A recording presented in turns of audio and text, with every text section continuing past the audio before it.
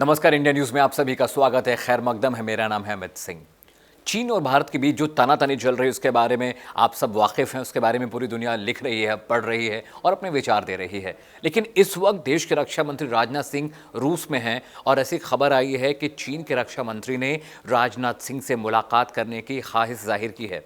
और ये ऐसा क्यों हुआ है, इसके पीछे की रणनीति, इसके पीछे की राजनीति समझिए। पिछले 10 दिनों में लगातार लद्दाख और जो चीन सीमा है, लद्दाख पे भारत चीन सीमा पे लगातार भारतीय सेनाओं ने चीन को पीछे पछाड़ा है। चीन के तमाम प्लानिंग की और तमाम स्ट्रेटजी को धता बताते हुए चीनी सेना को पीछे ढकेला है। ब्लैक टॉप और हेलमेट टॉप ऐसे दो इलाके हैं, ऐसे दो पहाड़ी इलाके हैं जिस पर अब तक चीन काबिज था, लेकिन अब वहाँ पे इंडिया का कब्जा है। और स्ट्रेटजी के हिसाब से भी ये दोनों इलाके बेहद अहम हैं क्योंकि ये बहुत ऊंचाई पे हैं और इन इलाकों से फिंगर 4, 5, 6, 7, 8 पे बिल्कुल अच्छे तरीके से निगरानी की जा सकती है। इसके अलावा हेलमेट टॉप से लद्दाख का जो दक्षिणी पैंगोंग जो झील है उसका जो दक्षिणी इलाका है वहाँ पे निगरानी बेहतर तरीके से की जा सकती है। इसी बात को लेकर चीन बहुत परेशान है क्योंकि ये दोनों अहम इलाके थे जहाँ से चीन अपने सर्विलांस इक्विपमेंट लगा के भारत की सीमाओं में तांग झांक किया करता था। वो देखा करता था कितनी इन्फेंट्री हैं, कितनी बटालियंस हैं, किस तरह के हथियार आ रहे हैं, जा रहे हैं, कितनी आवाजाही है। तो चीन ने इन दोनों इलाकों को खो दिया है, जिसके बाद से चीन लगातार परेशान है। पिछले एक हफ्ते में कम से कम 4 मरतबा चीन ने LAC पर घुसपैठ की कोशिश की, लेकिन हमारी जो स्पेशल इन्फेंट्री बटालियन है जिसको 22 बटालियन भी कहते हैं, उसने चीनी सेना के हर योजना को, हर प्लानिंग को ख़राब कर दिया। और चीनी सेना ने बहुत बार कोशिश की रात के अंधेरे में कि वो LAC के जो हमारा लाइन ऑफ एक्चुअल कंट्रोल है वहाँ से दाखिल होकर भारत की सीमा में आ जाए, लेकिन हमारी सेनाओं ने, हमारे वीर जवानों ने इस बात को मुमकिन नहीं होने दिया। इसके अलावा अगर राजनाथ सिंह रूस गए हैं तो इस बात का मतलब समझिए। पिछली बार जब गलवान घाटी में चीन और भारत की सेनाओं के बीच झड़प हुई थी उस वक्त भी राजनाथ सिंह रूस में थे, और इस वक्त जब पिछले 4 दिन से लगातार चीन घुसपैठ की कोशिश कर रहा है तो इस वक्त भी रक्षा मंत्री राजनाथ सिंह चीन में है। इस बार चीन जाने का मकसद जरा अलग है, डिफरेंट है, अलहदा है। आप सबने AK-47 राइफल का नाम सुना होगा। इसका एक लेटेस्ट वर्जन रशिया ने डेवलप किया है जिसका नाम है AK-302।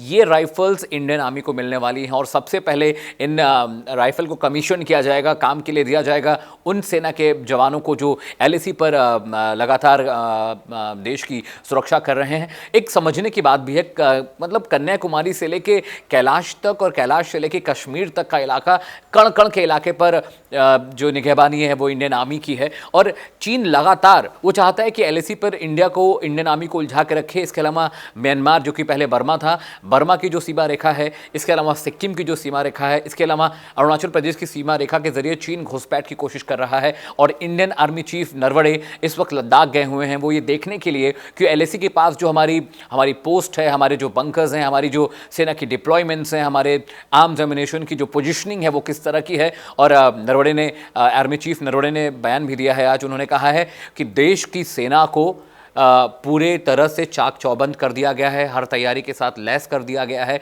और उनसे कहा गया है कि अगर सीमा पर चीन ज़रा सी भी हरकत करता है तो उसको माकूल जवाब दिया जाए।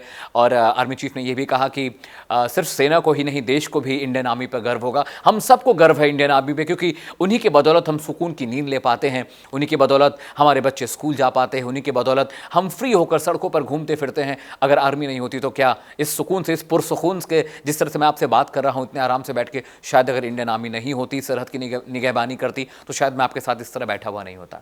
इसके अलावा लगातार चीन परेशान इसलिए है क्योंकि चीन ने अपनी हर प्लानिंग कर ली, हर प्लॉटिंग कर ली और वो सीमा पर कहीं से भी दाखिल नहीं हो पा रहा था। और इस बात को लेकर चीन बिल्कुल घबराया हुआ था क्योंकि चीन को अब लगता है कि इंडियन आर्मी इतनी एग्रेसिव है कि वो लगातार LAC के बाद जो पहले की स्थिति थी 1962 के बाद चाइना और इंडिया के बीच जो अग्रीमेंट हुआ था, उस अग्रीमेंट के मुताबिक एक सर्टेन एरिया, एक सर्टेन इलाके को पैमाइश की गई थी। एक सर्टेन इलाके की पैमाइश के बाद ये तय किया गया था कि ये इलाका इंडिया का है, ये इलाका चीन का है। लेकिन चीन लगातार उन नियमों को धता बताते हुए, हर अग्रीमेंट को बेकार साबित करते हुए वो लगातार इंडियन टेरिटरी में घुसता रहा है। तो अब चीन को लग रहा है डर, और उसको ये पता है कि इंडियन आर्मी बिल्कुल एग्रेसिव हो चुकी है। और अगर जिस तरह से इंडियन आर्मी लगातार हर पोस्ट पे कब्जा करती जा रही है, वो दिन दूर नहीं कि जो पहले की यथास्थिति बहाल की थी इंडिया और चाइना ने, इंडिया उन इलाकों में होगी। तो आज के मेरे बुलेटिन, चलिए वहाँ खबर जहाँ मैं इसी खबर पे, इसी एंगल पे बात करने वाला हूँ क्योंकि ये आप सबको समझना बेहद ज़रूरी है। क्योंकि हर देश का हर बुद्धिजीवी ये सवाल कर रहा है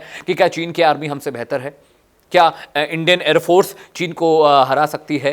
क्या हमारी नेवी चीन से बेहतर तरीके से जंग कर सकती है? हर बुद्धिजीवी ये जानना चाहता है कि अगर जंग हुई इंडिया और चाइना में तो क्या हालात होंगे। इन्हीं चीज़ों का सवाल, इन्हीं सवालों का जवाब मैं आज अपने बुलेटिन में दे रहा हूं। कल आपसे फिर से मुलाकात होगी एक नए विषय, एक नई खबर, एक नए एंगल के साथ। तब तक आप देखते रहिए इंडिया न्यूज़। नमस्कार।